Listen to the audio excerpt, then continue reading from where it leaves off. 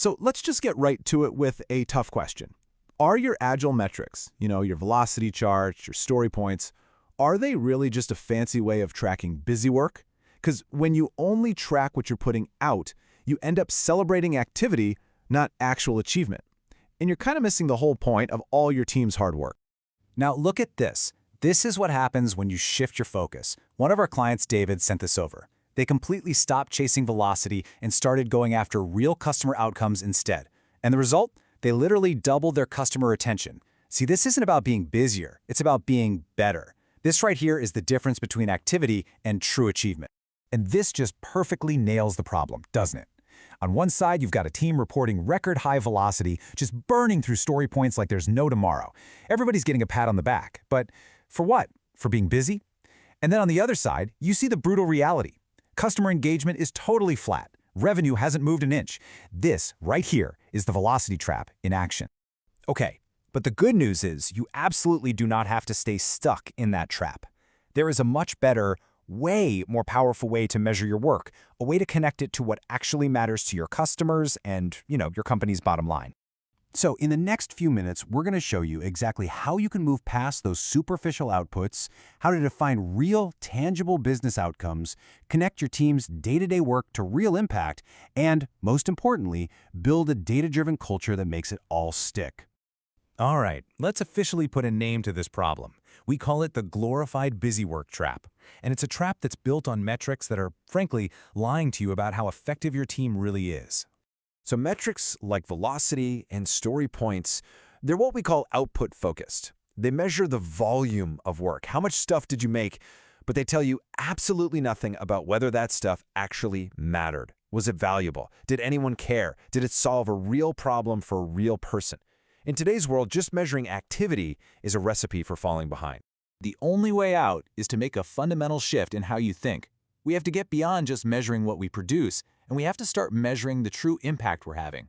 It's really all about a new focus, a new kind of conversation, and a whole new way of defining what success even looks like. And here's that new perspective in a nutshell.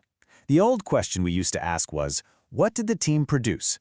The new, much more powerful question is, what impact did that work have? How did it actually move the needle on customer happiness, or revenue, or any of our big strategic goals? It's a simple change in wording, but believe me, it is a complete game changer. Okay, so how do we actually do this in the real world?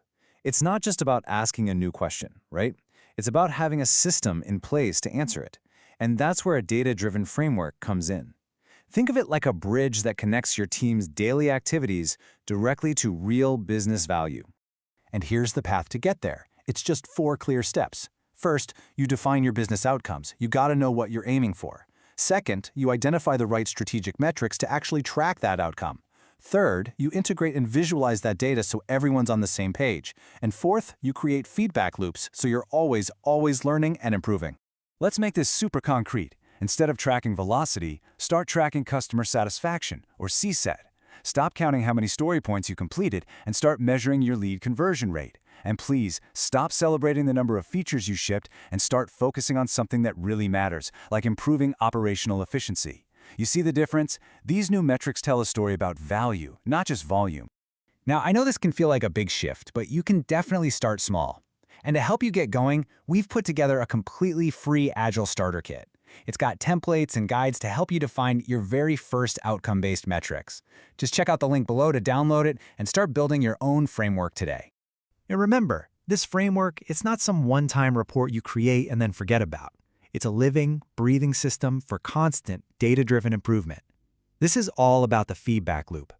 So the loop always kicks off with build. And honestly, this is what Agile teams are already amazing at, taking an idea and turning it into a real feature or an experiment you can get out in front of actual users.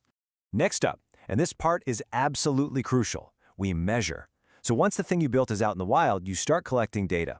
And I'm not talking about vanity metrics. I'm talking about real data on how it's affecting those strategic outcome metrics we just talked about. Is customer satisfaction actually going up? Is that conversion rate getting better? And all of that data leads us to the final and most important step, learn. This is where you analyze all the information you've gathered to find real insights. What worked, what didn't, and why. These insights become the fuel for your next build cycle, making sure that every single sprint is smarter than the last one. So where does all this amazing data come from? Well, you've got some really powerful tools at your disposal. You can use A/B testing to scientifically compare different features. You can use user journey mapping to find exactly where your customers are getting stuck.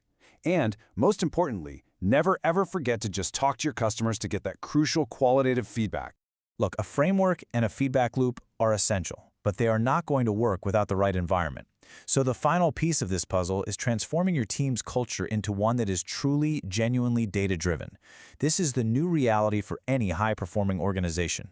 And building this kind of culture really rests on 3 pillars. First, you need widespread data literacy. Everyone on the team has to be able to speak the language of metrics.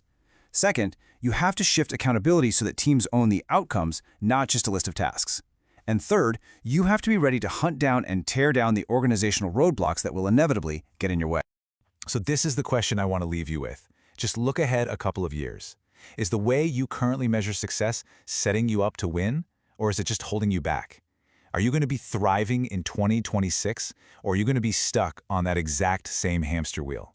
If you are serious about escaping the velocity trap once and for all, we can help you do it. We run an in-depth workshop that's designed to help you implement this entire framework and seriously 10x your team's impact. If you're ready to trade in all that busy work for real, tangible business results, just click the link below and join us.